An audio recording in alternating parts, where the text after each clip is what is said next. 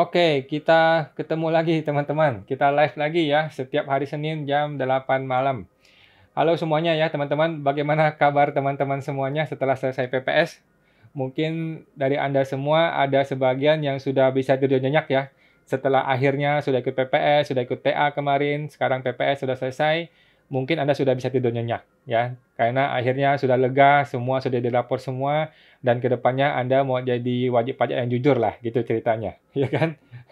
Atau mungkin sebagian teman-teman di sini ada yang malah was-was sekarang ya, malah was-was karena khawatir jadi target berikutnya yang lebih awal dari DJP gitu. Banyak juga orang begini, banyak juga orang yang setelah ikut PPS dia malah khawatir bakal jadi target oleh DJP gitu. Padahal ini kekhawatiran yang tidak perlu teman-teman ya, tidak perlu gitu. Oke, seperti biasa teman-teman, kalau Anda mau tanya jawab silakan ditanya di kolom komentar. Seperti biasa saya perlu mulai setiap video saya ya bahwa saya mau disclaimer dulu nih teman-teman. Disclaimer dulu bahwa semua yang saya sampaikan di video ini itu adalah pendapat pribadi saya 100%. Gitu guys ya. Ini bukanlah kajian akademis, ini tidak dapat dibuktikan kebenarannya dan belum tentu sesuai dengan peraturan pajak yang berlaku gitu. Jadi mohon koreksinya ya teman-teman kalau memang ada yang salah gitu di kata-kata saya gitu ya. Oke, walaupun saya seorang konsultan pajak yang resmi ya teman-teman, tapi isi video ini bukanlah saran profesional seorang konsultan pajak, gitu teman-teman. Ya, perlu dipahami Anda semua, teman-teman semua ya tidak bisa dan tidak boleh menjadikan video ini sebagai satu-satunya pedoman bagi teman-teman untuk melaksanakan kewajiban perpajakan Anda, gitu. Karena kan masing-masing orang punya kasus yang berbeda gitu ya. Mohon konsultasikan dengan konsultan pajak Anda masing-masing atau ke AR Anda apabila Anda mau bertanya lebih lanjut mengenai perpajakan Anda. Gitu. Oke. Awan akan tersedia gratis teman-teman secara langsung ya di live Instagram Pajak Smart setiap hari Senin jam 8 malam. Oke.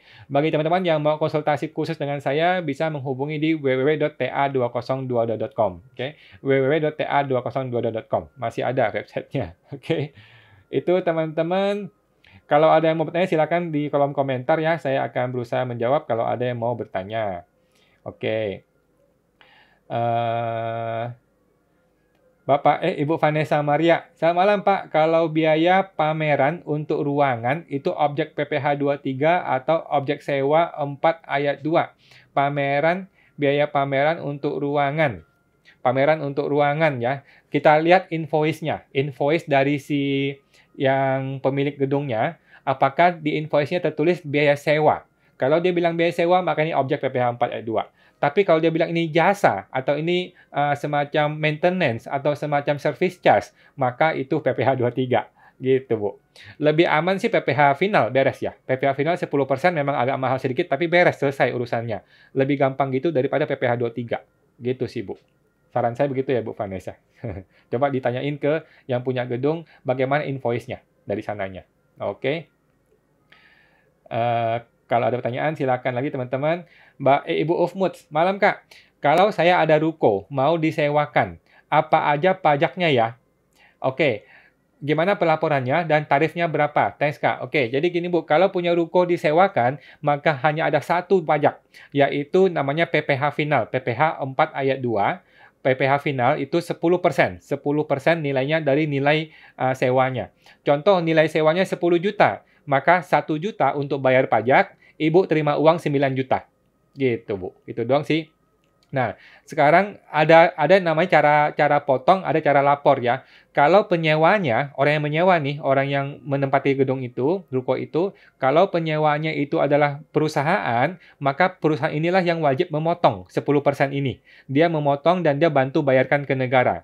Kemudian dia bikin satu lembar surat yang namanya bukti potong. Bukti potong kasih ke Ibu. Nah, Ibu akan terima uang 90%. Dia transfer 90%. Gitu, oke? 10% dia potong dan bayar ke negara, 90%-nya dia kembalikan ke Ibu, dia bayar ke Ibu. Gitu. Tapi kalau penyewanya ini adalah orang pribadi, bukan perusahaan gitu ya, yang menyewa ini orang pribadi, maka dia langsung transfer full 100% kepada Ibu. Nah, di kita, di pemilik gedung, di pemilik ruko, yang wajib membayar sendiri 10%-nya ke negara. Gitu. Jadi, kalau yang penyewa itu orang pribadi, maka kita terima full 100%, kita bayarkan ke negara 10%, kita terima uang 90%, gitu. Nah, sekarang cara lapornya bagaimana? Cara lapornya adalah melalui DJP online di menu yang namanya PPh Unifikasi ya. Di PPh Unifikasi, nah bikinlah PPh 4 ayat 2, gitu Bu. Di situ, di PPh 4 ayat 2, di situ ada pelaporannya di situ. Untuk PPh 4 ayat 2 final sewa, gitu Bu. Tarifnya berapa? 10%. Semoga membantu Bu Ufmuts. Bapak Jumzi, Snacky. Malam Pak Awan. Kalau pajak atas warisan, tanah dan bangunan dari orang tua belum dibagikan, namun sudah dibuat surat keterangan waris, rencananya akan dijual. Sertifikat belum dirubah ke nama ahli waris. Oke, pertanyaannya apa Pak? Mohon maaf. Pertanyaannya apa? Jadi intinya gini, kalau warisan itu sudah jelas ya, bukan objek pajak. Gitu sih. Mengenai ngubah-ngubah nama itu tinggal itu hanya masalah administrasi saja. Silakan diproses balik namanya. Gitu sih Pak Jumzi. Saya mau membantu Pak. Ibu Cerlia 88. Malam Pak, saya mau tanya untuk pelaporan ekspor di SPM PPN itu yang dilaporkan nilai FOB atau nilai invoice. Ini sudah terlalu teknis, ini mesti orang kantor saya yang lebih paham. Setahu saya nilai PPN itu sesuai NIB sih Bu. Di NIB nanti ada keterangannya. Mestinya sih semuanya ya. Mestinya sih FOB-nya seharusnya ya. Tapi coba cek lagi Bu di PIB-nya. Di PIB itu di situ langsung ada tulisannya tuh. PPN itu berapa, maka tinggal dikaliin aja. 10 kalikan 10, kalau sekarang kan tinggal dibagi dengan 11%, maka dapatlah angka DPP untuk PPN-nya. Gitu Bu. Saya mau membantu Bu Celeria. Ibu Ufmuts, apa anak bisa hibah ke orang tua? Jawabannya bisa Bu. Orang tua ke anak boleh, anak ke orang tua boleh. Kalau bisa, pelaporan di SPT apa sama seperti orang tua ke anak? Sama saja, Bu. Sama saja. Kalau anak kasih ke orang tua, maka harta ini berpindah ke SPT-nya si bapak. Nah, di anak menghilang hartanya, di SPT ortu muncul harta itu dan juga dilaporkan sebagai penghasilan bukan objek pajak yang namanya penghasilan hibah. Gitu, Bu. Saya mau membantu Bu Ufmuts. Bapak Jumzi, boleh tahu apa saja pajak-pajaknya dan berapa persen? Tadi Bapak mengenai hibah ya, warisan ya kalau nggak salah. Mengenai warisan ya, mengenai warisan. Nah, jadi gini Pak, kalau yang namanya warisan sudah pasti tidak kena pajak ya, tidak kena pajak, pajaknya 0%. Gitu, nggak ada pajaknya. Nah, kami tidak tahu apabila orang tua apakah sudah melapor dalam SPT mereka atau belum. Apabila belum atau sudah, berapa pajaknya. Jadi gini, kalau orang tua, ini warisan ya, kalau namanya warisan, orang tua itu sudah lapor atau belum lapor, maka ini bukan objek pajak. Ini sudah jelas ditegaskan dalam undang-undang. Gitu sih Pak. Kita berpatokan pada Undang-Undang PPh yang mengatakan bahwa warisan itu bukan objek pajak. Nggak peduli dia sudah lapor atau belum lapor. Oke, kalau kemarin waktu PPS, saya sarankan bagi yang belum lapor di orang tua, alangkah baiknya lapor ke PPS, gitu. Tapi sekarang sudah berlalu PPS-nya. Kita nggak mungkin mengakui rumah ini sebagai penghasilan, nggak bisa. Karena nanti pajak bisa besar sekali pajaknya, gitu. Jadi, kita kembali ke undang-undang bahwa warisan itu bukan objek pajak. Baik si orang tua itu sudah lapor ataupun belum lapor. Gitu. Jadi si anak sebagai penerima waris, sepanjang ada dokumen-dokumen warisnya sudah sah semua, ada akte warisnya atau ada surat warisnya, itu sudah sah, maka warisan ini bukan objek pajak. Gitu. Nah, nanti ketika proses balik nama akan perlu bayar 5% ya seperti biasa, 5% BPHTB itu tetap dibayar, Pak. Nah, cuman yang PPh 2,5% itu bisa digratiskan kalau ini ada akte hibahnya, akte warisnya. Gitu, Pak. Saya mau membantu Pak Jumzi. Bapak Onples. Malam Pak, malam Pak. Mau tanya, kalau mau memberikan usaha toko ke anak agar anak juga yang membayar pajak penghasilannya. Terima kasih Pak. Boleh Pak, silakan langsung saja dialihkan ke anak. Jadi yang Bapak alihkan tuh bukan usahanya ya, tetapi barang-barangnya. Oke, asetnya, hartanya yang Bapak kasih ke anak. Nah, nanti lihat nih di SPT Bapak yang kemarin, SPT tahunan Bapak kemarin tuh ada berapa persediaan barang dagangnya. Itulah yang nanti dihibahkan ke anak. Oke, di SPT anak akan muncul hibah senilai persediaan barang yang Bapak laporkan di SPT tahun lalu. Oke, kemudian si anak itu mulai bulan depan dia bayar pajaknya 0,5%. Gitu. Sedangkan Bapak mulai bulan depan berhenti bayar pajak. Gitu, Pak. Nggak masalah. Silakan dilakukan ya. Jadi yang diberikan bukannya usaha toko, yang diberikan adalah barang dagangnya yang dihibahkan kepada anak. Gitu, Pak. Saya mau membantu Pak One Place. Ibu Suryati 22290. Malam Kak Wawan. Malam Bu. Kok aku sangat termotivasi sama cita-cita Kak Wawan. Terima kasih Bu. Sama-sama. Kok mau tanya, aku bukan lulusan perpajakan atau akuntansi. Apakah bisa langsung ikut USKP atau harus sekolah perpajakan dulu?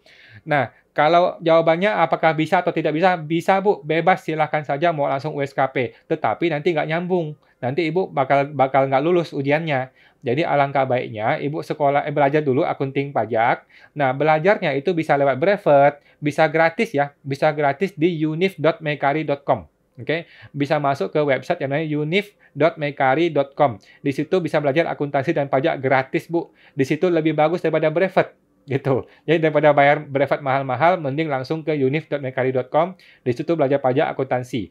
Nah, kemudian Ibu bisa beli buku-buku USKP. USKP itu ada buku-bukunya, tinggal dibaca, tinggal dibeli di Tokopedia ada, kalau nggak di IKPI. Langsung ke gedung IKPI, beli buku USKP, pelajari USKP yang sebelumnya kemarin-kemarin itu. Gitu, Bu.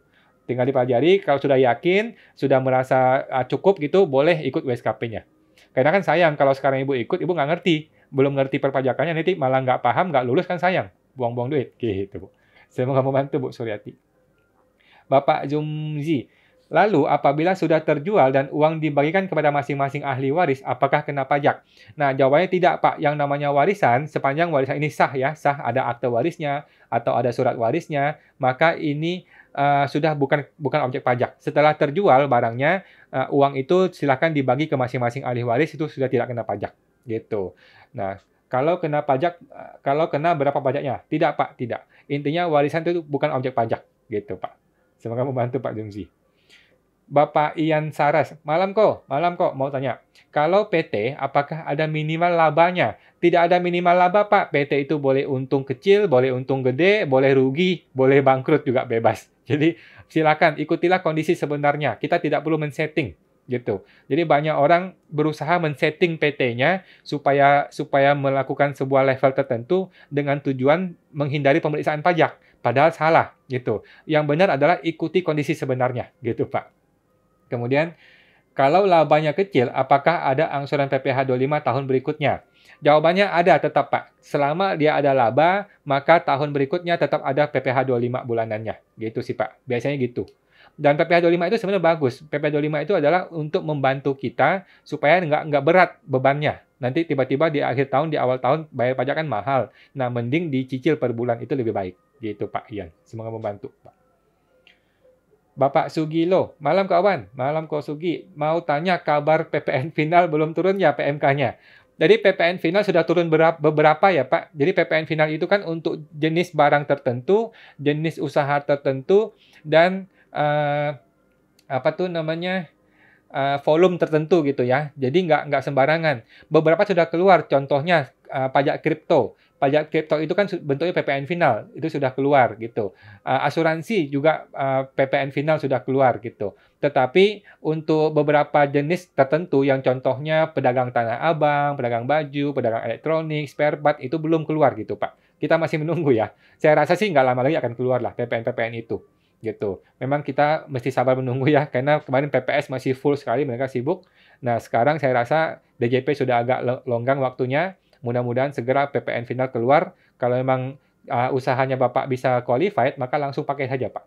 Saya rasa sih lebih baik begitu. Gitu. Saya mau ngomong itu, Pak Sugi. Kemudian, Ibu Suryati. Kok saya cari-cari situs buat belajar gratis perpajakan dan akuntansi secara gratis, minta infonya dong. Bisa Bu, langsung masuk ke unif.mekari.com. Itu adalah tempat belajar akunting dan pajak secara gratis, jauh lebih bagus daripada brevet. Gitu. Itu menurut saya ya. Gitu. Aku coba masuk ke mekari.com, tapi video pelatihannya nggak kebuka. Oke, pelan-pelan Bu, mungkin nggak kebuka gara-gara internet kali ya. Mungkin internetnya belum lancar atau bagaimana, atau Ibu belum daftar. Coba Bu daftar dulu, mesti daftar dulu membernya, baru bisa dapat pelajarannya. Dan itu gratis, gitu Bu. Saya mau membantu Bu Suryati. Ibu Ufmut, pegawai mau usaha UMKM, apa harus ganti KLU? Jawabannya tidak perlu. Boleh diganti, tetapi bukan gara-gara dia nggak ganti terus dia tidak qualified UMKM, bukan. Seseorang ketika pada faktanya dia punya usaha, maka dia sudah boleh mulai bayar 0,5%. Gitu Bu. Nah, kalau memang dia nanti usaha UMKM-nya besar, melebihi dari pekerjaan dia, ada baiknya dia ganti KLU gitu. Tetapi pada dasarnya tidak wajib diganti gitu, Bu. Nggak ada hubungan antara KLU dengan kualifikasi dia untuk UMKM gitu. Kalau memang faktanya dia UMKM, maka dia boleh langsung pakai 0,5% tanpa mengubah KLU gitu, Bu Upuns. Saya mau membantu, Bu. Ibu Suryati 22290. Kok mau tanya lagi. Untuk kisi-kisi soal USKP, apakah setiap tahun sama? Bisa beda-beda sih, Bu, bisa beda-beda. Biasanya kapan jadwal USKP diumumkan?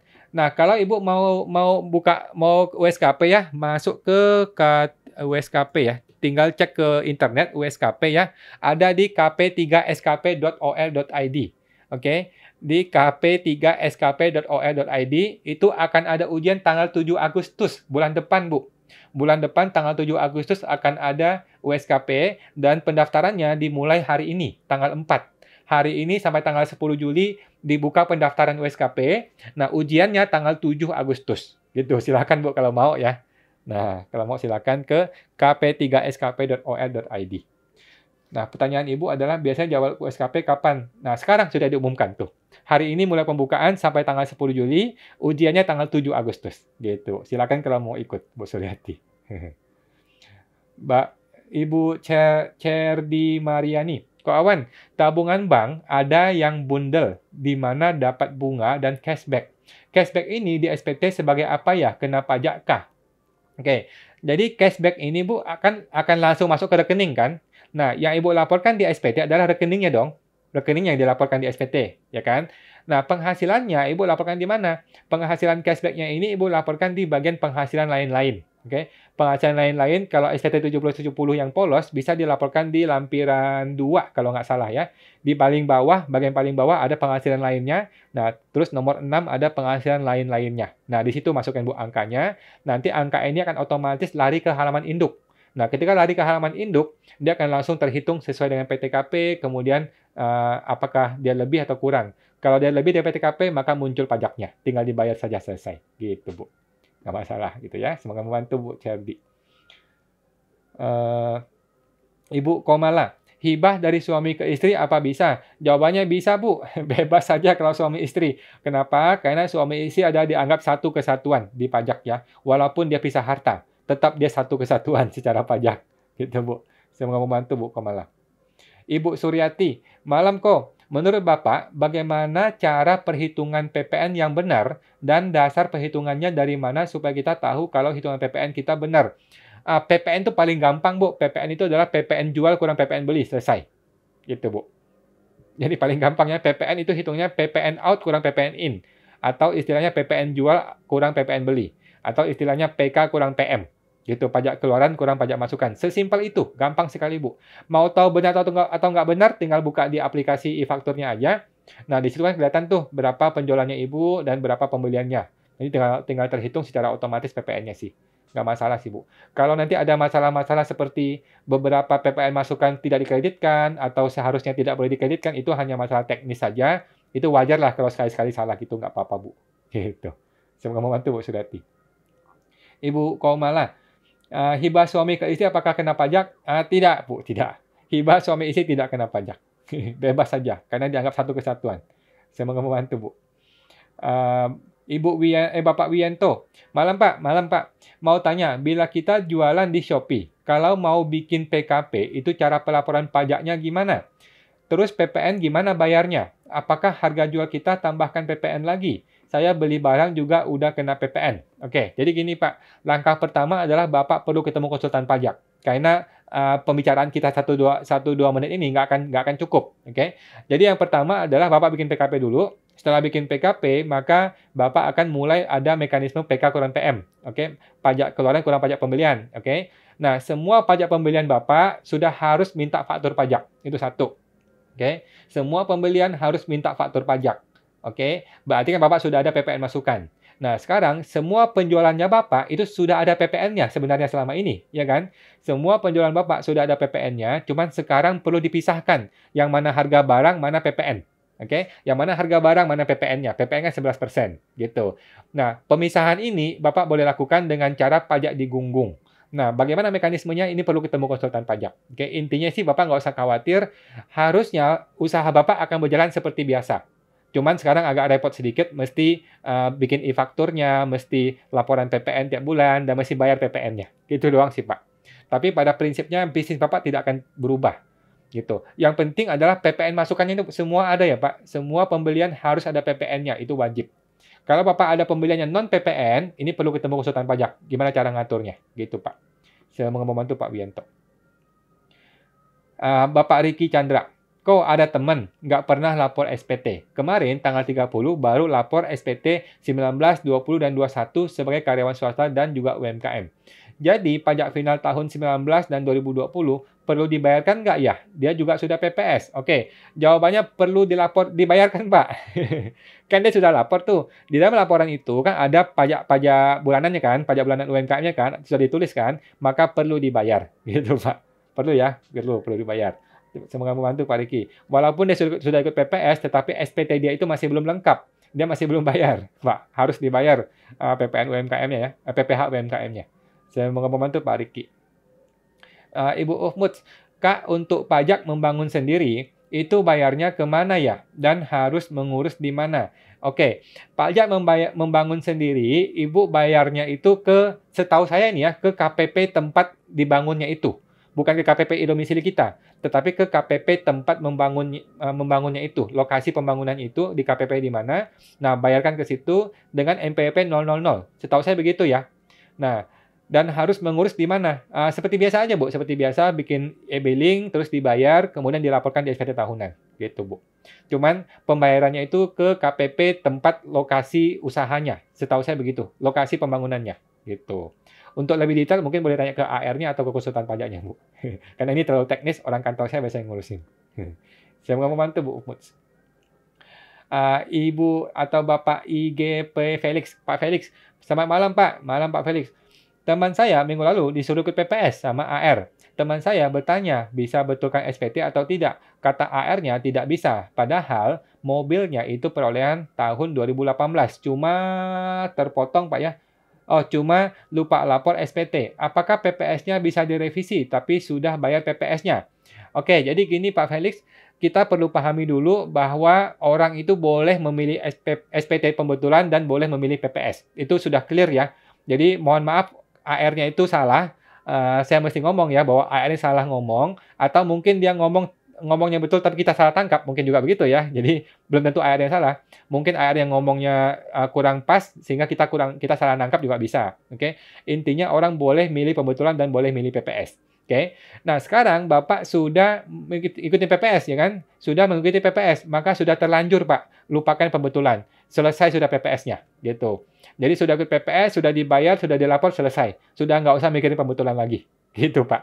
Jadi anggaplah kali ini Bapak membantu negara, membantu Pak Presiden gitu, membantu pembangunan negara. Sudah selesai gitu, Pak. Nggak usah disesali, nggak usah diingat-ingat lagi, lupakan saja. Sudah berterima kasih negara. Gitu, Pak. Kan sudah ke PPS ya, sudah selesai. Gitu.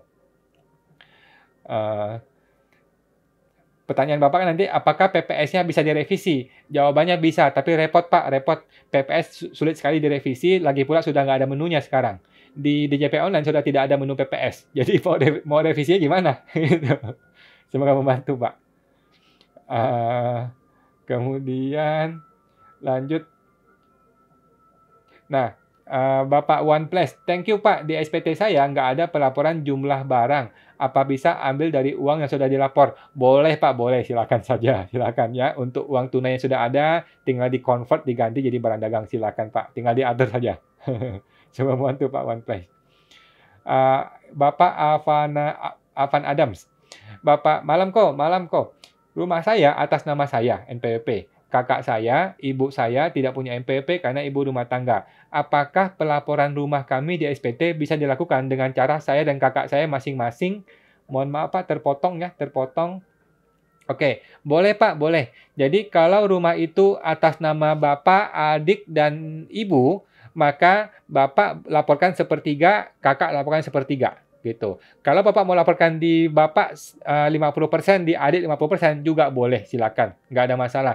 Kita nggak usah lihat nama. Kita lihatnya adalah kondisi sebenarnya. Kalau sebenarnya ini hanyalah milik berdua, maka silakan di sini 50%, di sini 50%. Gitu, nggak ada masalah sih, Pak.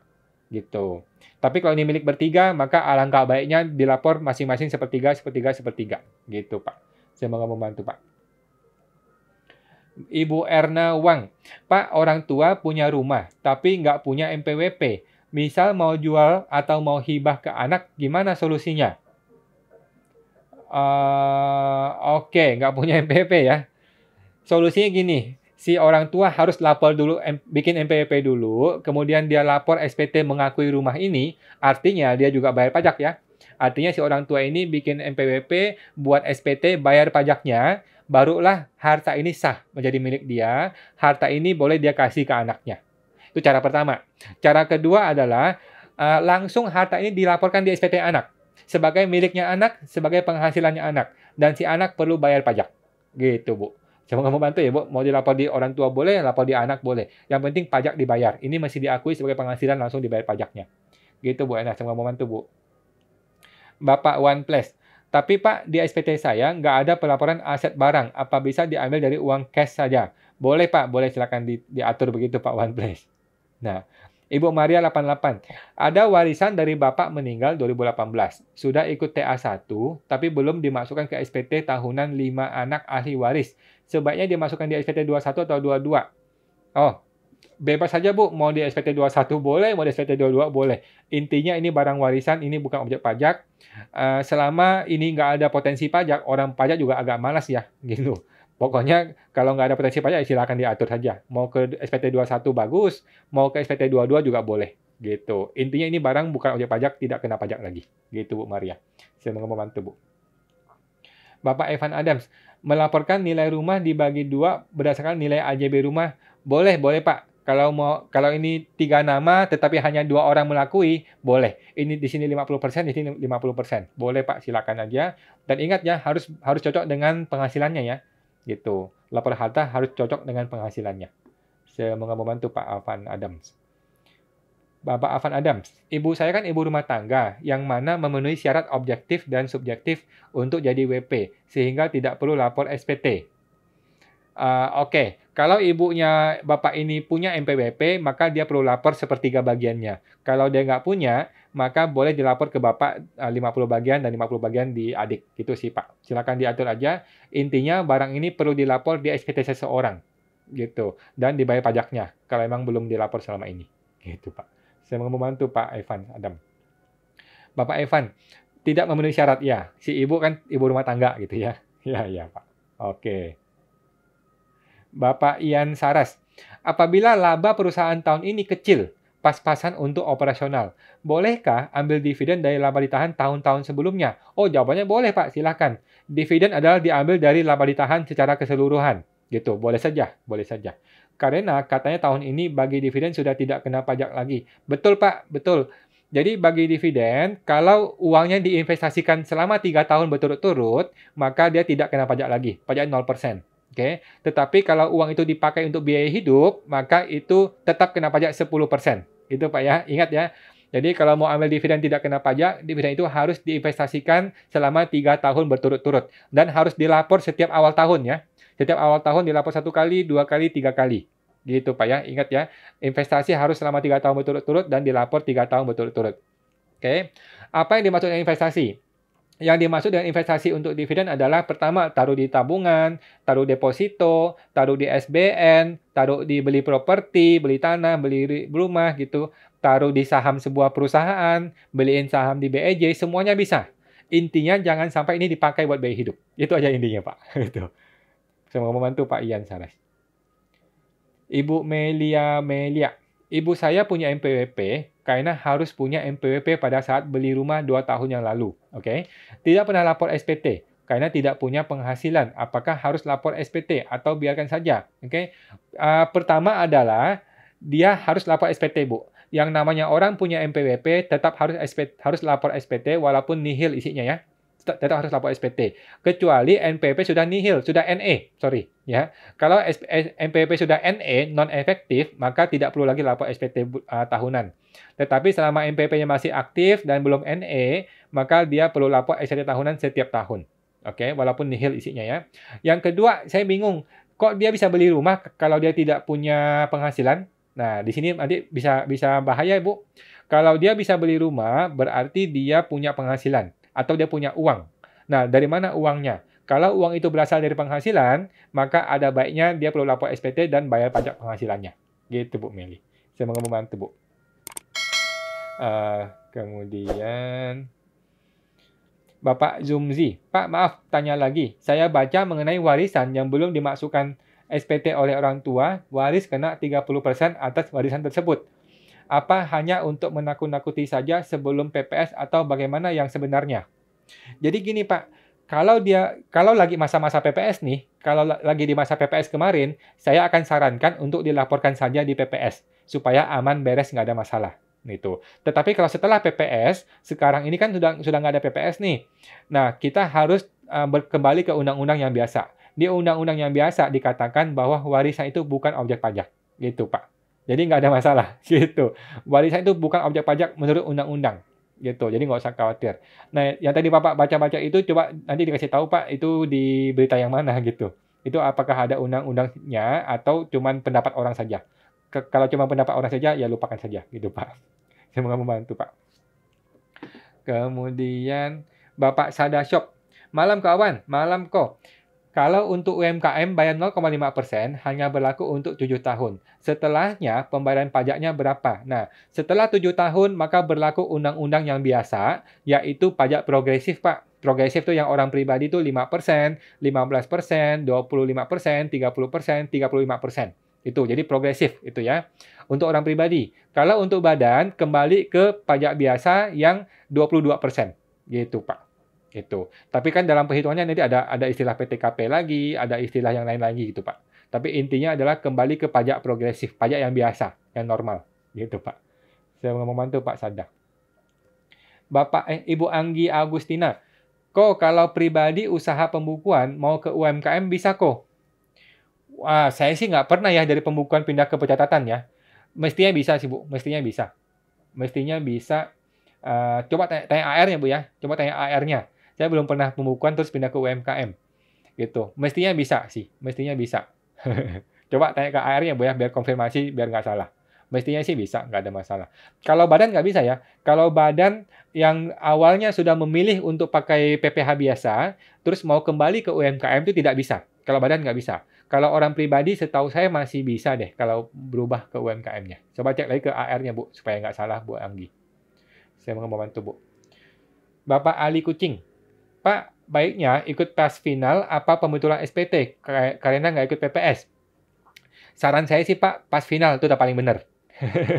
Pas final udah paling benar, bayar 12,5% gitu. Tapi kalau Bapak masih merasa berat pas final, boleh kok pembetulan, masih boleh. Pembetulan SPT itu mungkin lebih murah pajaknya ya, tetapi ya ada risiko diperiksa dan sebagainya.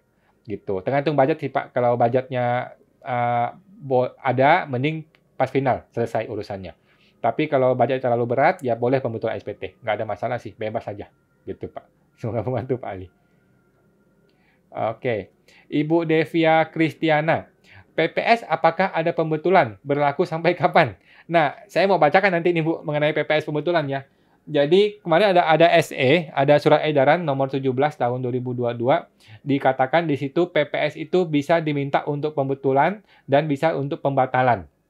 Nah, berlaku sampai kapan? Yang saya baca sih pembetulan itu berlaku sampai 30 Juni. Jadi intinya pembetulan sama aja udah nggak ada. Itu yang saya baca ya, yang saya pahami. Nanti boleh teman-teman baca lagi SE 17 tahun 2022. Apakah pembetulan itu masih boleh atau hanya sampai 30 Juni kemarin? Yang saya baca sih sampai 30 Juni. Gitu, Bu. Nanti saya akan bacakan lagi. Kalau waktu nggak cukup, saya akan bikin video khusus untuk SE itu. SE itu menarik sekali ya. Jadi SE 17 itu tentang pembetulan dan tentang pembatalan. Ini akan ada 2 video khusus nih untuk pembetulan dan untuk pembatalan. Gitu, Bu. Nah, itu Bu ya, semoga membantu Bu Devia. Ibu Komala, kok pajak UMKM 0,5% orang pribadi masih berlaku nggak? Masih berlaku, Ci, Bu. Masih berlaku sampai 7 tahun ya. 7 tahun sejak dia mulai UMKM atau sejak 2018. Mana yang lebih baru? Mana yang lebih baru? Gitu ya. Kalau dia dari 2018 sudah UMKM, maka dia akan berakhir di Desember 2024. Gitu, Bu.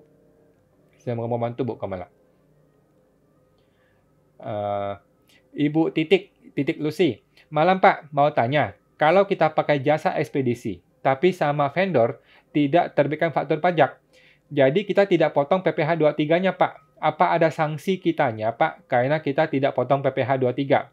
Oke, yang saya pahami sih Bu, PPh 23 itu tidak berhubungan dengan faktur pajak ya. Dia mau buka faktur ataupun tidak buka faktur, kita tetap wajib potong PPh 23-nya. Gitu Bu. Jadi, apakah dia PKP atau non-PKP, dia buka faktur ataupun dia tidak buka faktur, kita tetap potong PPh 23. Karena apa? Karena dia jasa ekspedisi.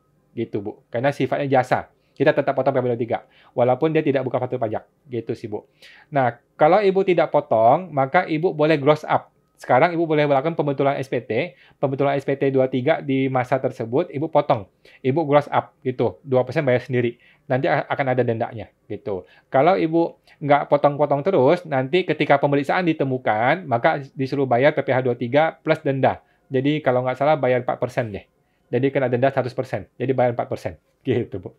Saya mau membantu, Bu Titik. Bapak Hello Host.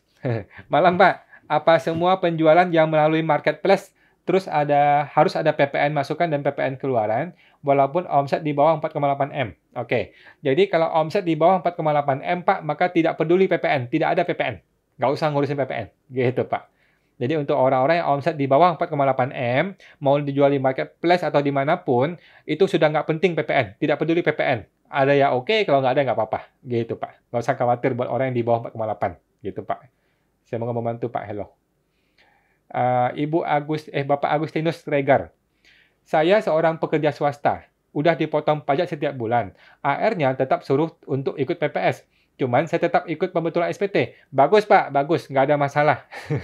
Seseorang pegawai swasta tidak perlu ikut PPS. Itu sudah berkali-kali kita ngomongin. Kenapa? Alasannya adalah karena Bapak sudah dipotong pajak di kantor dengan baik dan benar. Gitu. Ini AR-nya, mohon maaf ya, Bapak AR-nya mungkin sedang kejar target dan sebagainya. Jadi mungkin lagi sibuk juga ya, jadi mungkin asal ngomong begitu ya. Pokoknya ikut PPS gitu. Tujuannya baik supaya orang-orang tuh nggak usah pusing lagi, nggak usah diperiksa lagi gitu loh. Langsung ikut PPS selesai. Tujuan si AR ini baik gitu. Cuman kita mesti paham bahwa orang boleh ikut PPS dan boleh memilih pembetulan. Dan Bapak memilih pembetulan itu sudah bagus. Silakan Pak, nggak ada masalah. Gitu Pak. Saya mau membantu Pak Agustinus. Ibu Sherly Dianasari. Kawan, kalau petugas pengawasan KPP itu AR atau ada khusus AR pengawas ya? Ya, setahu saya AR, Bu. Setahu saya AR. Yang melaksanakan tugas pengawasan itu namanya AR. Gitu, Bu. Kalau dulu tuh AR pengawasan sekaligus penyuluhan. Sekarang dia udah nggak penyuluhan. Sekarang dia fokus ke pengawasan. Gitu. Ini bagus sih. Jadi istilahnya tukang geplaknya itu si AR. Nggak, tapi ya bagus. Jadi pemisahan tugas tuh bagus. Ya, yang tugas mengawasi adalah AR. Gitu, Bu. Semoga membantu, Bu Sherly Dianawati. Ibu Evelyn Darsia. Tabungan yang dilaporkan di SPT itu per 31 Desember, maksudnya saldo tanggal 31 Desember itu ya? Betul, Bu. Betul jawabannya. Jadi saldo terakhir di 31 Desember. Oke. Walaupun saldo pertengahan tahun lebih besar dari 31 Desember ya, Kak? Betul, Kak. Betul. Jadi yang dilapor di bagian harta di SPT tahunan adalah saldo terakhir di 31 Desember. Gitu. Bukan di pertengahannya. Walaupun di tengahnya naik turun, itu nggak peduli. Pokoknya saldo akhir yang dilapor di SPT. Oke? Tapi bukan berarti kita aman di bulanannya. Gitu. Di mutasi bulanannya, itu akan mencerminkan penghasilan kita. Gitu. Jadi saldo akhir itu lapor di harta, tetapi mutasi bulanan akan mencerminkan penghasilan. Jadi bukan berarti aman ya. Tolong dicek juga mutasi bulanannya, Bu. Gitu. Semoga membantu, Bu Evelyn. Kemudian Ibu K5 Official. Kau mau tanya, kalau identitas digunakan di online shop punya anak saya, jadi yang harus lapor pajak siapa ya? Jadi gini, intinya adalah kita mau lihat yang kondisi sebenarnya, gitu Bu. Lihatlah kondisi sebenarnya. Kalau sebenarnya ini barang, ini bisnisnya miliknya si anak, maka si anaklah yang lapor pajak dan bayar pajaknya. Walaupun di all shop itu nama KTP-nya si ibu, nggak ada masalah. Nanti ketika ibu dikirimin surat oleh pajak, ibu tinggal bilang, oh ini bisnis punya anak saya. Dia sudah lapor pajak, sudah bayar pajak. Gitu Bu, nggak ada masalah. Tinggal kasih penjelasan. Gitu, nggak ada masalah Bu. Semoga membantu Bu K5. Ibu Evelyn Darsia. Kawan, lapor ruko itu di SPT berdasarkan nilai beli atau nilai NJOP dilebihin dikit nilainya. Oke, jawabannya adalah berdasarkan nilai beli yang sesungguhnya, Bu. Nah, yang dimaksud dengan nilai beli sesungguhnya adalah nilai beli berdasarkan akte jual beli. Oke, akte jual beli AJB. Gitu, Bu. Selesai. Pokoknya harta atau ruko di SPT adalah pakai nilai yang tertulis di AJB. Gitu. Nilai AJB adalah nilai harga yang sesungguhnya. Gitu. Tapi pada faktanya, kalau memang nilai AJB itu berbeda dengan nilai yang sesungguhnya, itu kita nggak peduli. Kita tetap melihat ke AJB. Di akte jual beli. Gitu, Bu Evelyn. Semoga membantu, Bu. Bapak Rizal Friansyah. Ada perusahaan jual kepemilikan saham, non-bursa.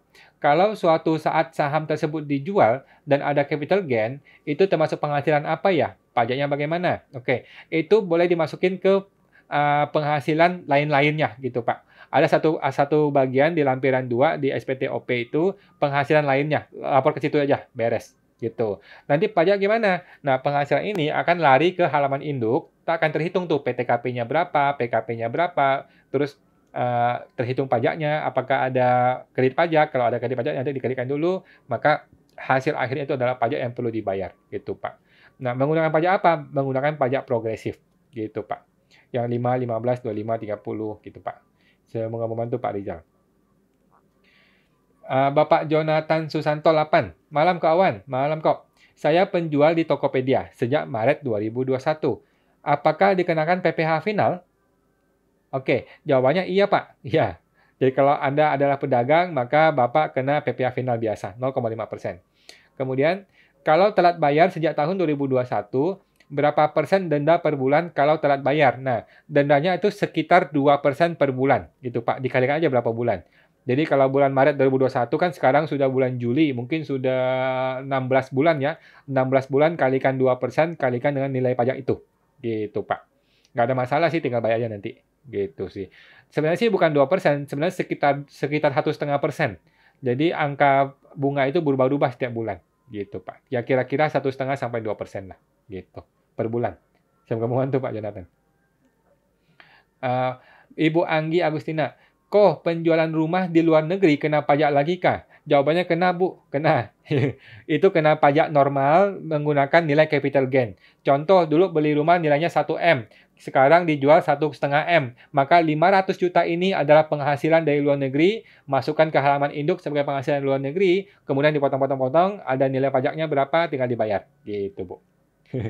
Kalau di luar negeri sudah dipotong pajak, maka pemotongan pajak di luar negeri bisa dikurangkan di Indonesia sebagai kredit pajak dalam negeri. Kredit pajak dari luar negeri, PPh 24 gitu, Bu.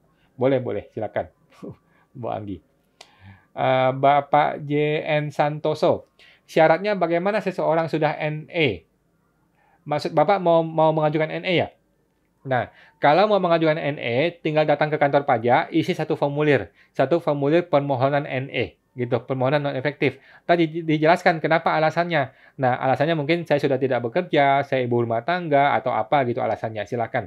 Jadi orang yang mau tetap punya NPWP tetapi mau tidak usah lapor tahunan, maka di NE-kan istilahnya, dibikin non efektif. Ada formulirnya, ke KPP saja, Pak. Gitu. Semoga terbantu Pak Santosa. Bapak Swidan Putri. Malam kok, apakah benar kok kalau suatu saat nanti nilai tabungan kita semakin besar dari penghasilan kita, maka akan kena pajak lagi? Betulkah kok? Betul, Bu, betul. Jadi penghasilan kita dengan tabungan kita mestinya nyambung dong, cocok dong. Nggak mungkin nilai tabungan naik terus, penghasilan masih sama. Nggak mungkin. Gitu. Berarti ada penghasilan lain yang belum dilaporkan. Inilah yang dimaksud dengan penghasilan kena pajak lagi. Gitu, Bu. Jadi nilai tabungan akan sesuai dengan penghasilan. Jadi penghasilan naik segini ya tabungan naik segini, penghasilan naik gitu. Nggak mungkin tabungannya naik terus, tetapi penghasilannya nggak naik-naik gitu, nggak mungkin. Berarti kan ada penghasilan lain yang belum dilaporkan. Nah inilah yang perlu ditambahkan di penghasilannya, kemudian kena pajak gitu, Bu. Semoga membantu, Bu. Bu Swinda Putri. Ibu Retami Imut. Kalau UMKM setelah 7 tahun pribadi, omset di bawah 500 juta, pajaknya nanti gimana? Oke, nah Bu, kalau setelah 7 tahun, maka sudah tidak ada UMKM. Oke, orang pribadi yang sudah melewati 7 tahun, sudah nggak ada istilah UMKM. Akan berlaku pajak seperti biasa. Pajak seperti biasa nanti dikalikan norma 30%, kemudian dikalikan dengan tarif, gitu, tarif progresif, gitu Bu. Itu sih. Jadi kalau sekarang kan di bawah 500 juta kan ada PTKP yang omset di bawah 500 juta. Nanti ketika sudah lewatin 7 tahun itu menggunakan PPh normal progresif, PTKP-nya itu yang 54 juta itu, Bu. Gitu. Semoga membantu Bu Retami. Bapak Hello Host. Jadi kalau orang yang ada aset tapi tidak pernah lapor baik di TA1 dan PPS, kalau suatu saat meninggal, terus asetnya jadi warisan, apa tidak dikejar pajaknya atas aset-asetnya dalam hal PPS tidak terlacak? Iya Pak, itu nggak akan masalah lagi ya. Tetapi seberapa yakin dia bahwa harta itu tidak akan terlacak sebelum dia meninggal, gitu. Kalau sampai ketahuan sebelum dia meninggal, ya cilaka, gitu Pak. Ya kalau bisa jangan jangan gambling begitulah. Memang kita punya uang, ya kita perlu bayar pajak. Gitu kan wajar, gitu kan fair lah, kita adil gitu kan Pak. Gitu. Ya kalau dia mau gambling ya silakan. Pokoknya begitu meninggal, semua harta dia sudah bebas dari pajak, tinggal kasih ke anaknya, ke ahli waris gitu Pak. Semoga membantu Pak Hello. Bapak Hello Bos, thanks. Ya, sama-sama Pak. Bapak Gegana Aditya. Kau mau tanya pembetulan maksimal berapa tahun? Bebas Pak, jawabannya bebas. Mau 1 tahun, 2 tahun, 5 tahun, 10 tahun itu bebas. Oke, tetapi berhubung ada kadaluarsa 5 tahun, artinya setelah 5 tahun ke belakang itu sudah tidak boleh dipajakin lagi, maka cukup pembetulan 5 tahun saja. Gitu Pak. Maksimal 5 tahun cukup sih. Tapi kalau Bapak berniat baik, mau mundur lagi beberapa tahun, 10 tahun juga bebas. Boleh, silakan. Nggak ada masalah. Gitu Pak. Bapak Gega,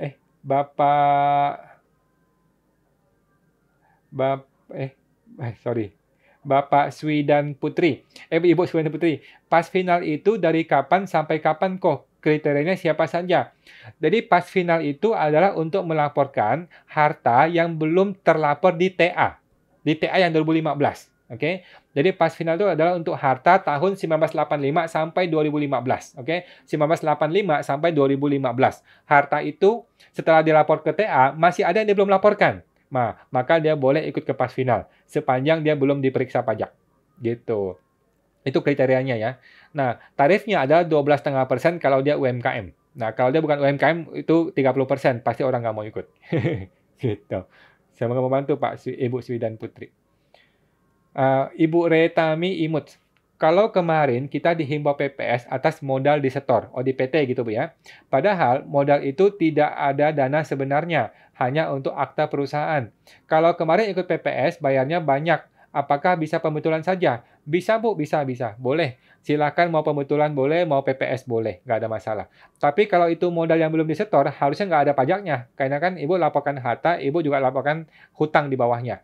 Harusnya saling menghilangkan jadi nol sih Bu, gitu sih. Kecuali PPSK 1 ya, kecuali ini PPSK 1 maka hutang hanya boleh 50%. Gitu sih. Kalau gitu sih mending pembetulan saja. Gitu Bu Retami. Semoga membantu Bu.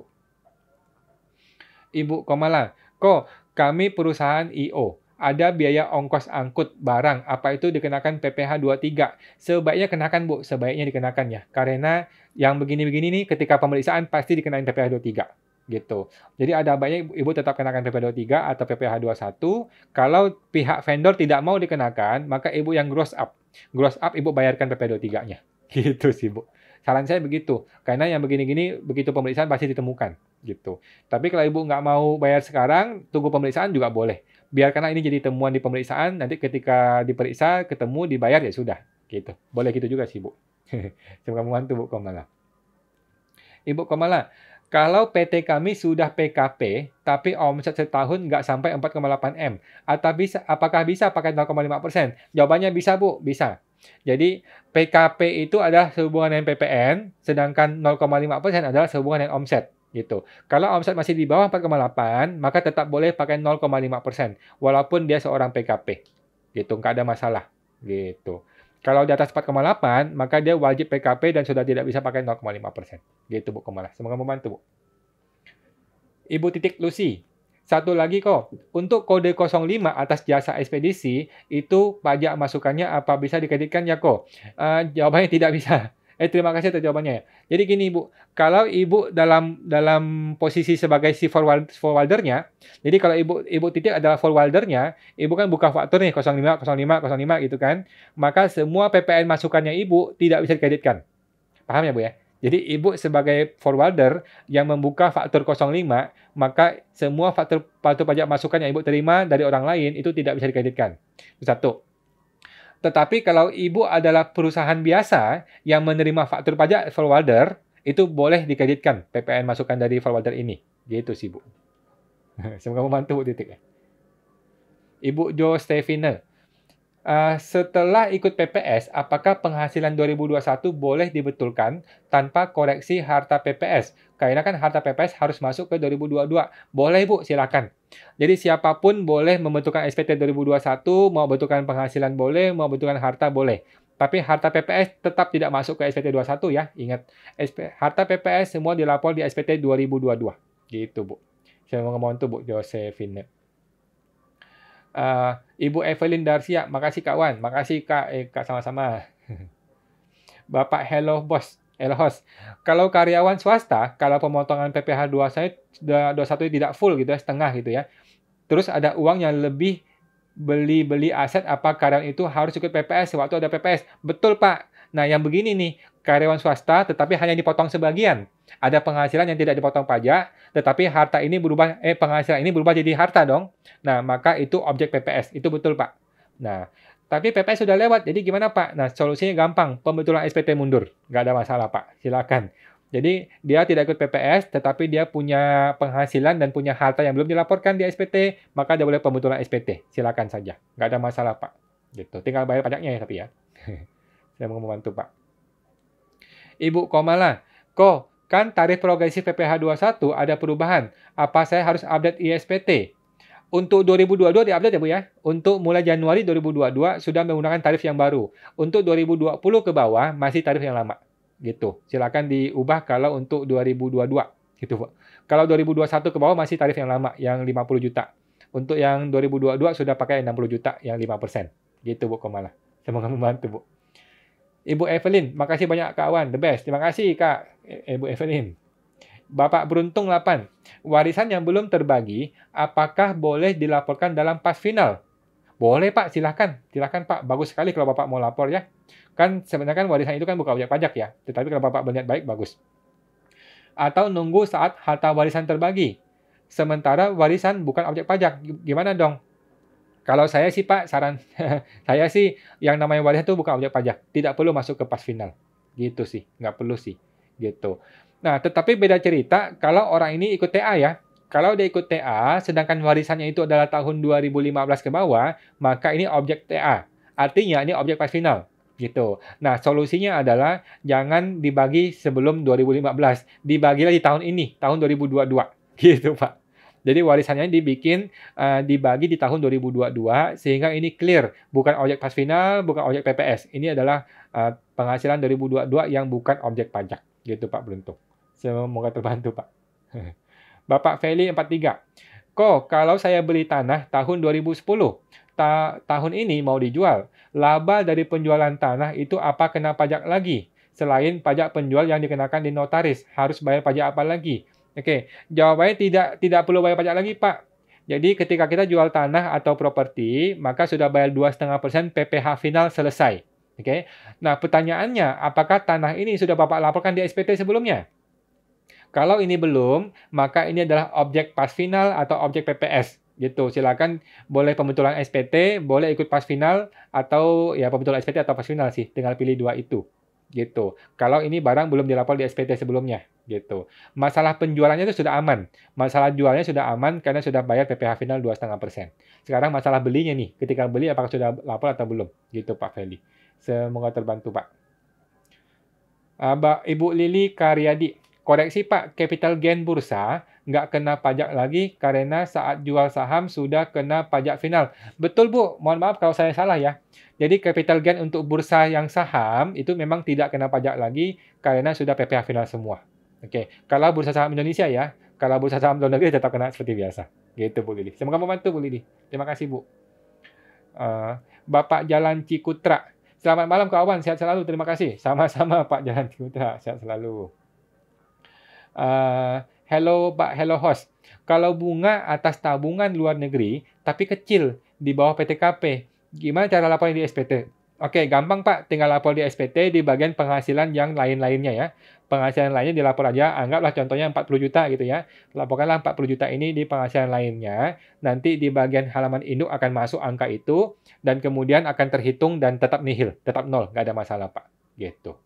Semoga terbantu Pak Helos. Selamat malam kok Pak De Don Kuts. Malam kok, malam. Bapak Retami, malam kok. Makasih kok, makasih sama-sama Bu. Bapak Yudi Pranoto. Saya lahir tahun 1977, oke, 77. Papa menikah 1976. WNI 1980, oke. Urus surat nikah 1981. Akte lahir saya ortunya paman. Oh, maksudnya di akte lahirnya Bapak, orang tuanya itu si paman, oke. Untuk wariskan tidak 1 derajat garis lurus, ada solusinya sehingga nggak perlu kena pajak hadiah. Oke, jadi mohon maaf Pak, saya perlu koreksi mengenai harta warisannya. Sekarang kita sudah clear bahwa warisan itu bukan objek pajak, gitu Pak. Kecuali hibah ya, kalau hibah memang harus diperhitungkan 1 derajat. Tapi kalau warisan enggak. Kalau warisan itu tidak perlu diperhitungkan 1 derajat atau tidak derajat gitu. Kalau warisan itu bebas, gitu Pak. Jadi sudah clear, Bapak nggak usah khawatir. Warisan ini adalah bukan objek pajak, gitu. Mau dari paman boleh, dari ayah juga boleh. Tuh. Beda kalau hibah. Kalau hibah itu harus 1 derajat garis lurus kalau mau terbebas dari pajak. Gitu Pak Yudi Pranoto. Semoga terbantu Pak. Bapak Vitakur.id. Kok kalau YouTuber itu pajaknya bagaimana? Pajaknya adalah pajak progresif seperti biasa, Pak. Jadi YouTuber itu adalah penghasilannya tinggal dimasukin ke penghasilan lainnya di halaman lampiran 2 di SPT tahunan. Nanti penghasilan itu akan masuk ke halaman induk, kemudian akan terhitung pajaknya. Gitu, Pak. Pajak progresif seperti biasa. Jawabannya itu. Semoga terbantu Pak Vitakur. Bapak Andrea Ho. Malam kawan, berarti setelah 7 tahun nanti orang pribadi yang sekarang UMKM tetap boleh pakai pencatatan saja kan? Jawabannya boleh Pak. Tidak harus pembukuan. Betul Pak, betul. Boleh menggunakan pencatatan. Nanti berapa keuntungannya? Keuntungannya menggunakan tabel norma. Oke, tabel norma itu biasanya sih kalau pedagang 30% gitu-gitu tuh Pak. Nah, jadi pakai pencatatan, terus perhitungan penghasilannya menggunakan tabel norma. Gitu Pak Andri. Semoga terbantu Pak. Tidak perlu pembukuan, tidak perlu. Bapak OnePlus. Kok kalau online shop sekarang sudah jalan, besok baru mau bikin CV. Apa bisa penghasilan online-nya dimasukkan ke CV? Bisa-bisa saja Pak, nggak ada masalah. Boleh, tinggal diatur aja. Gitu. Tapi kalau PKP, mesti kita mau konsultan pajak ya Pak. Kalau CV ini mau dibikin ke PKP, mesti kita mau konsultan pajak karena akan berhubungan dengan stok barangnya. Gitu. Semoga terbantu Pak OnePlus. Ibu Meyawi. Malam kawan mau tanya, misalnya apartemen sudah lunas tahun 2020, tapi tidak punya NPWP. Beli apartemennya cicil 15 tahun. Oke, waktu kerja di luar negeri sampai sekarang, PBB masih nama orang yang lama. Misal punya NPWP tahun ini bagaimana? Oke, jadi ceritanya ibu ini bekerja di luar negeri gitu ya. Maka nggak ada masalah Bu. Kalau orang luar negeri, kerja di luar negeri, maka semua penghasilan ibu itu sudah bukan objek pajak. Kenapa? Karena ibu ini adalah orang subjek pajak luar negeri. Gitu. Kalau memang belum punya NPWP, nggak perlu punya NPWP. Gitu. Kalau ibu mau bikin NPWP, boleh. Silakan bikin NPWP. Semua harta ibu dari dalam maupun luar negeri dilaporkan di SPT saja, nggak ada masalah. Tetapi semua penghasilannya adalah penghasilan yang bukan objek pajak. Karena ada di luar negeri orangnya. Gitu, Bu. Semoga terbantu, Bu Meyawi. Bapak Zumzi Sneki. Kalau harta ada yang belum dilapor, tapi sudah ikut TA1, mau ikut PPS tidak ada dananya. Oke, dilaporkan di SPT apakah kena pajak? Perolehannya atas hasil penjualan aset yang lain. Nah, pertanyaan saya adalah aset yang lain ini sudah dilapor belum, Pak? Aset yang lain ini, kalau sudah dilapor, maka aman. Gitu ya. Gitu. Karena kan ini hanya perubahan wujud dari aset yang lain itu. Nah, tetapi kalau aset yang lain ini belum dilapor di TA, maka ini potensi kena yang denda 200%. Kan karena sudah ikut TA ya. Nah, solusi terakhir adalah ikut pas final. Gitu, ikut pas final bayar 12,5%. Nah, kalau masih nggak sanggup juga bayar itu, maka mudah-mudahan nggak ketahuan, Pak. Disembunyikan aja barangnya, nggak usah ketahuan. Gitu, Pak. Semoga terbantu, Pak Jumzi. Nah, Bu Titik, terima kasih kok. Terima kasih, Bu. Sama-sama. Uh, Bapak WS Harijanto. Kak, mohon info. Terkait PPS kemarin, bila harta repatriasi menurun, apakah ada sanksinya? Contohnya nih ya, di 2020 ada 1.000, sekarang tinggal 500. Setelah direpat, apakah bisa digunakan? Repatriasi itu maksudnya luar negeri bawa ke dalam, Pak ya. Kalau luar negeri bawa ke dalam, maka boleh digunakan. Boleh digunakan, silakan saja sih. Silakan saja. Yang penting tidak diinvestasikan ya. Kalau barang yang tidak diinvestasikan itu bebas digunakan. Kalau nilainya turun, saya rasa nggak ada masalah, Pak. Nggak ada masalah nilainya turun. Yang penting Bapak bisa buktikan ya. Bapak bisa buktikan turunnya itu bukan berarti masih ada di sana kan? Nggak kan? Turun tuh gara-gara mungkin karena selisih kurs atau karena ada kerugian gitu kan, Pak ya. Nggak ada masalah, Pak. Yang penting jangan turun gara-gara Bapak masih sembunyi di sana. Nggak boleh. Nah, mohon info aturan pajaknya. Nah, aturannya nanti di PMK 1196, Pak. Gitu. Apakah boleh digunakan? Boleh digunakan. Silakan. Semoga terbantu, Pak. Ibu Selidia Nasari. Kawan punya tabungan perolehan 2006. Sudah masuk ke TA 2016 ya. Tapi SPT 2020 masih ada, namun belum terlapor di SPT 2020. Ini bukan objek K1 dan K2 itu gimana ya, Ko Awan? Oke, jadi intinya deposito ini sudah dilapor di TA, gitu Bu ya. Sudah dilapor di TA, maka kan ini bukan objek K1 dong. Bukan objek PPS K1 dong, karena sudah dilapor di TA. Oke. Kemudian 2020 masih ada, tapi nggak terlapor. Nah, menurut saya ini juga bukan objek PPS K2. Kenapa? Ini bukan penghasilan 2016 ke 2020, bukan. Ini adalah penghasilan 2015 ke bawah, sudah dilapor di TA. Gitu, Bu. Jadi ini bukan objek K1, bukan objek K2, ini boleh langsung dilapor di SPT yang terbaru. 21 boleh atau SPT 2022 juga boleh. Gitu, Bu. Tapi nanti siap-siap berargumen dengan AR ya. Kalau AR yang bingung, tiba-tiba muncul deposito ini, Ibu perlu jelaskan kepada AR. Gitu, Bu. Semoga terbantu, Bu. Tapi nggak ada masalah sih. Bapak Beruntung, terima kasih Pak Wan. Terima kasih sama-sama Pak. Ibu Rika, tanya Pak Wan. Ya Bu, gimana Bu? Ibu Rika, perusahaan omset di bawah 4,8 M, PPh 29 kena tarif berapa persen? Oh, kalau di bawah 4,8 M, maka Ibu bisa menggunakan 0,5%. Gitu Bu, kalau UMKM ya. Tapi kalau mungkin bisnisnya itu yang spesial, nggak bisa kena PPh 0,5%, maka pakai tarif PPh yang 22%, tetapi diskon setengah, sehingga menjadi 11%. Gitu Bu.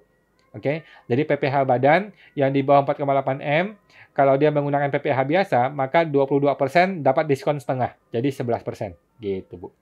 Semoga terbantu, Bu Rika. Oke, Ibu Tiwi 248. Harta warisan berupa tanah dan rumah masuknya ke harta atau penghasilan tidak kena pajak ya, Ko? Oke, masuk dua-duanya, Bu. Jadi di bagian harta dia masuk sebagai tanah dan rumah, di bagian penghasilan dia masuk sebagai penghasilan yang bukan objek pajak. Oke, harus dilapor di dua tempat ya, di SPT yang sama, tetapi ada dua halaman.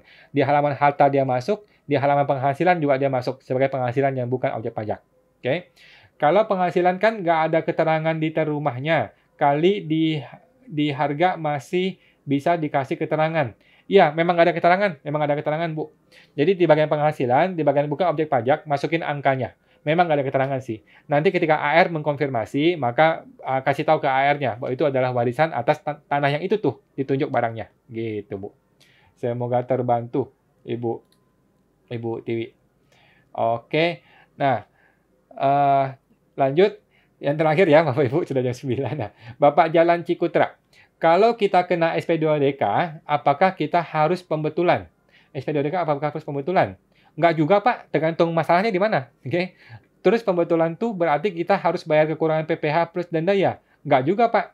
Jadi gini, SP2DK itu kan hanyalah sebuah surat untuk mengklarifikasi suatu masalah. Oke. Klarifikasi ini menghasilkan sebuah solusi dong. Nah, solusinya itu bisa jadi bayar pajak, bisa nggak bayar pajak. gitu. Kalau bayar pajak maka ada denda, itu wajar gitu. Tapi bisa juga nggak ada bayar pajak gitu. Tergantung solusinya apa. Kalau setelah disepakati ternyata ada kurang bayarnya, maka Bapak perlu pembetulan. Oke, perlu pembetulan, bayar pajaknya dan akan bayar dendanya gitu, Pak. Tapi kalau ternyata Bapak tidak salah, tinggal dijelaskan saja. Kalau memang kita nggak salah, ya udah kita jelaskan saja bahwa yang benar begini loh Pak, gitu. Sehingga saya nggak usah kena pajak lagi, saya nggak perlu pembetulan, gitu. Tinggal jelaskan saja kalau memang Bapak yang benar, gitu Pak. Semoga terbantu Bapak Jalan Cikutra. Oke, teman-teman sudah jam 9 lewat, sudah cukup ya saya 1 jam seperti biasa. Tadi sih saya mau bahas mengenai SE17, tapi nggak sempat. Mungkin saya bikin di video terpisah ya. SE17 itu penting sekali mengenai pembatalan PPS. Gitu. Oke. Jadi awan akan tersedia ya secara gratis teman-teman buat teman-teman semua secara langsung di Instagram Pajak Smart setiap hari Senin jam 8 malam. Oke. Bagi teman-teman yang mau konsultasi khusus dengan saya bisa menghubungi di www.ta202.com ya. www.ta202.com. Oke, teman-teman itu aja. Terima kasih semuanya yang sudah ikut PPS, terima kasih semua dan kita move on untuk berikutnya ya menjadi orang jujur gitu ya Pak ya. Bapak Ibu supaya bisa jadi wajib pajak yang baik dan benar gitu ya. Kita jumpa lagi teman-teman minggu depan di hari Senin jam 8 malam. Sampai jumpa semua. Mari.